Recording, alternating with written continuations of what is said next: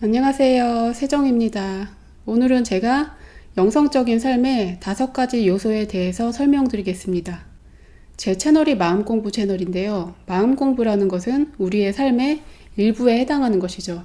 그것보다 더 크게, 더 넓은 범위 안에서 영성공부라는 것이 어떤 카테고리를 차지하고 있는지 이런 것을 살펴볼 필요가 있어요. 영적인 삶의 요소로 저는 크게 5가지를 나누어 봤는데요. 첫 번째는 현실 그대로의 삶이 있고요. 두 번째는 마음 공부, 수행의 분야가 있고요. 세 번째는 채식, 네 번째는 검소한 삶, 미니멀 라이프, 다섯 번째는 친환경적인 생활, 이렇게 생각해 볼 수 있습니다.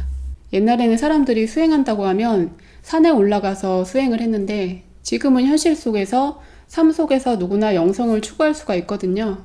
영적인 것과 속세의 것을 이분법적으로 나누지 않아도 되고요. 우리의 삶 속에서 있는 그대로 영적인 것을 추구해 갈 수 있다는 것입니다.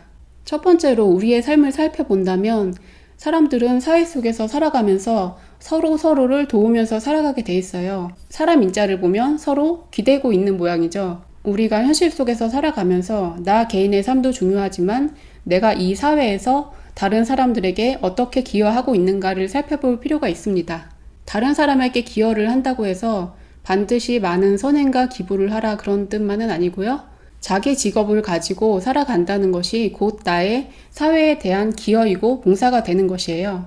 돈을 벌지 않고 순수하게 하는 것이 봉사이다. 이렇게 생각하는 분들도 있는데요. 제가 느끼기에는 돈을 버느냐 안 버느냐가 그렇게 중요하진 않아요. 왜냐하면 이 자본주의 사회에서는 돈을 벌어서 생계를 유지해야지 그 일을 계속 할 수 있거든요.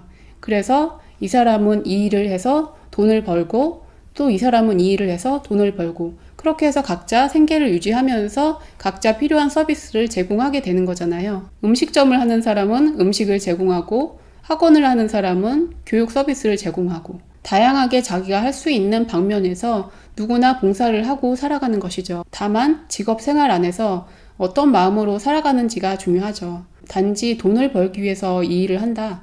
그렇게 생각하면 마음이 지치고 힘들죠. 내가 다른 사람들의 행복에 기여하고 있다라는 생각을 한다면 좀 더 기쁜 마음으로 일을 할 수 있게 되는 것입니다. 이웃을 배려하고 사랑한다는 것이 꼭 큰 일을 하라는 것이 아니고 나의 삶에서 마주치는 모든 사람들을 사랑으로 대할 수 있다면 나의 삶 자체가 영성적으로 되는 것입니다. 영성적인 삶의 요소 두 번째는 마음 공부입니다. 이 영성 분야에 관심을 가진 분들을 크게 4가지로 나눠 볼 수 있는데요. 첫 번째는 자기 마음이 힘들어서 마음의 평화를 얻고 싶다. 부정적인 감정들을 해결하고 싶다. 그렇게 해서 오는 분들이 많죠.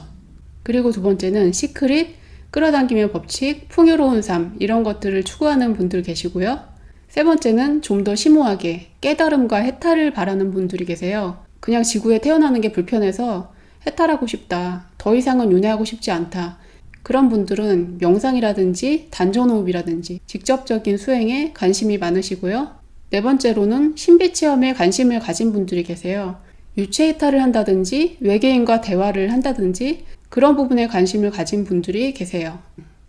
마음의 평화, 시크릿, 깨달음, 신비체험 이 4가지 중에서 굳이 저 자신을 분류해 본다면 제가 가장 추구하는 것은 영적인 자유, 깨달음 그쪽에 가까워요. 영성적인 삶의 5가지 요소 중에 세 번째는 채식이 있거든요. 채식하는 분들이 채식을 하게 된 계기를 살펴본다면 몇 가지가 있는데요. 첫 번째는 건강을 위해서입니다. 병을 치료하기 위해서, 다이어트를 하기 위해서, 체질적으로 고기가 안 맞아서 이런 원인으로 채식하는 분들 계시고요. 반려동물을 키우면서 동물들의 삶에 대해서 관심이 많아지고 공감을 하게 되고 그래서 내가 키우는 동물만이 아니고 다른 가축들의 삶에 대해서도 관심을 가지게 되면서 동물 복지를 위해서 채식을 하는 분들이 계시고요. 유튜브에 있는 채식이나 동물 복지 관련된 영상이 많거든요. 그런 것들 보면 정말 끔찍해요. 그런 거 보고 안타까운 마음에 채식을 하게 된 분들 계시고요. 환경에 대해서 관심이 많기 때문에 환경에 대해서 공부를 하다 보니까 채식이냐 육식이냐 이 문제가 환경 문제에 아주 중요하더라. 그래서 채식을 하는 분들이 계시고요. 비폭력적이고 좀 더 인도적인 삶을 살기 위해서 생명 존중 사상을 위해서 채식을 한다는 분도 계시죠. 건강, 동물 복지, 환경 문제, 생명 존중 이 네 가지 중에서 제가 채식하는 이유는 생명 존중 사상에 가장 가까워요. 사람들 사이에 서로 사랑하고 살자는 주장을 하면서 내가 다른 식물이나 동물에게 해를 가한다면 그것은 좀 모순적이라고 생각을 해요. 물론 우리가 지구 환경에 따라서 필연적으로 육식을 할 수밖에 없는 환경도 있을 수 있는데요. 지금 선진국의 환경은 먹을 것이 충분하기 때문에 육식을 하지 않아도 건강하게 살 수가 있어요. 저는 채식이냐 육식이냐 논쟁을 하고 설득하고 그럴 필요가 없다고 생각을 해요. 왜냐하면 사람의 영성이 깨어나면 자연스럽게 알게 되는 거예요. 다른 존재들에 대해서 두루 공감을 할 수 있기 때문에 식물, 동물, 자연 이런 것들에 가급적 해를 덜 끼치고 살려고 노력하게 되는 거예요. 영성적인 삶의 요소 네 번째는 검소한 삶, 미니멀 라이프입니다. 미니멀 라이프라는 것은 일반인들이 검소한 생활을 아름답다고 여기고 즐기게 된 것인데요. 과거의 수행자들이 다 그렇게 살았잖아요. 수행자들의 검소한 삶이 일반인들에게도 퍼지게 되었다는 거예요. 미니멀 라이프에 관심을 가지게 되는 것은 TV나 방송에서 보고 알게 된 경우도 있고 관련된 책을 보고서 알게 된 경우도 있고 인터넷 카페나 주변 사람의 소개 이런 것을 통해서 알게 되기도 하죠. 또는 다른 집에 놀러 갔는데 너무 깔끔해서 자기 집하고 너무 비교가 돼서 놀라서 나도 이렇게 해볼까 하고 빠져드는 경우도 있다는 거죠. 미니멀 라이프를 실천해서 얻게 되는 효과가 세 가지 정도 있는데요. 집안일을 하는 시간이 줄어들기 때문에 가족들과 더 시간을 보낸다든지 내가 중요하다고 생각하는 일에 더 시간을 투자할 수 있다든지 그런 효과가 나게 되고요. 미니멀 라이프를 하다 보면 충동 구매를 하지 않고 필요한 물건만 사기 때문에 경제적으로 절약이 많이 되고 돈을 모으게 되고 그런 효과가 있고요. 물건을 많이 사들이지 않다 보니까 친환경적인 생활을 할 수 있게 되고 더 환경에 관심을 가지고 살 수 있게 되는 측면도 있어요. 영성적인 삶의 5가지 요소 중에서 5번째는 환경입니다. 우리는 지구를 어머니라고 표현을 하는데요. 우리가 어머니의 몸에다가 굉장히 오염물질을 투척하고 있잖아요.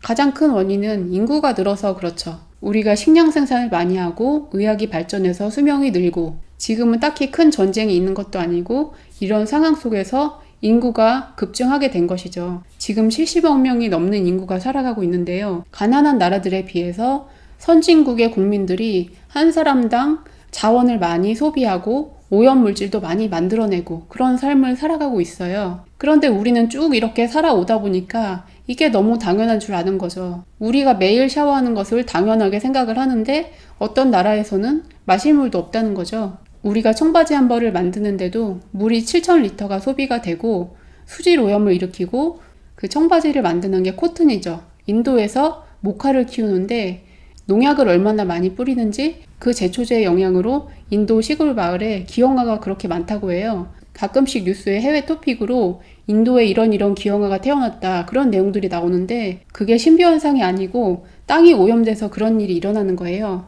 그렇게 생산한 것을 다국적 기업이 사들여서 선진국의 시민들에게 공급을 하고 있는 거죠. 인도의 시골 마을에 땅이 오염되고 기형아가 태어나고 또 중국에 많은 오염물질이 만들어지고 그 대기오염, 미세먼지가 우리나라에까지 넘어오고 이런 모든 문제가 나와 다 관련이 있다는 거예요. 선진국의 시민들이 소비를 하는 것과 다 연관이 되어 있다는 거죠. 우리는 쉽게 음식을 사 먹고 쉽게 옷을 사 입고 하지만 이런 소비 하나하나가 다 전 지구와 관련이 있다는 거예요. 이런 부분에 대해서는 학교에서 교육을 자세히 안 시켜주더라고요. 물건을 많이 생산하고 많이 소비하고 그렇게 해야지 경제가 돌아간다고 생각을 하는 것이죠. 그런데 제 생각은 많은 사람들이 더 깨어나서 지속 가능한 삶, 서스테이너블 라이프를 꾸려가야 된다고 생각을 해요. 이런 것들이 다 동떨어진 것처럼 보이지만 결국에는 하나예요. 우리의 삶이 나 하나만 마음 편하게 살자 하고 해서 되는 게 아니죠. 의식에서 보더라도 나의 개인의식은 집단의식 속에 있다는 거죠. 나 하나만 마음을 깨끗하게 하려고 해도 주변이 그렇지 않은데 나 하나만 깨끗하게 하기가 힘들다는 거죠. 수많은 동물, 식물이 힘들어하고 있고 이 지구가 오염이 되어서 힘들어하고 있고 이 사회 안에 있는 여러 가지 부조리로 인해서 많은 사람들이 힘들어하고 있는데 나 혼자만 편하게 산다고 해서 그게 해결이 되는 게 아니라는 거예요. 보다 전일적인 삶을 추구할 필요가 있다는 것입니다. 우리가 영성을 추구한다는 것은 개체성, 에고를 넘어서서 분리의식을 넘어서서 너와 나가 하나라는, 모든 존재가 하나라는 그 일원성에 도달하는 것이 목표인데요. 일원성에 도달하는 것이 단지 명상을 통해서만이 도달하는 것이 아니고 나의 삶 속에서 나의 행동으로서 일원적인 삶을 살아갈 필요가 있습니다. 그런 것을 두고 소승이냐 대승이냐 이렇게 나누는데요. 소승적인 삶은 이기적이고 대승적인 삶은 이타적이다 이렇게 구분을 하는데요. 나와 너를 개체로 나누었기 때문에 타인이라고 생각해서 이타심이라는 말이 나온 거죠. 그것은 우리의 육안으로 보았을 때 그렇게 인식이 되는 거예요.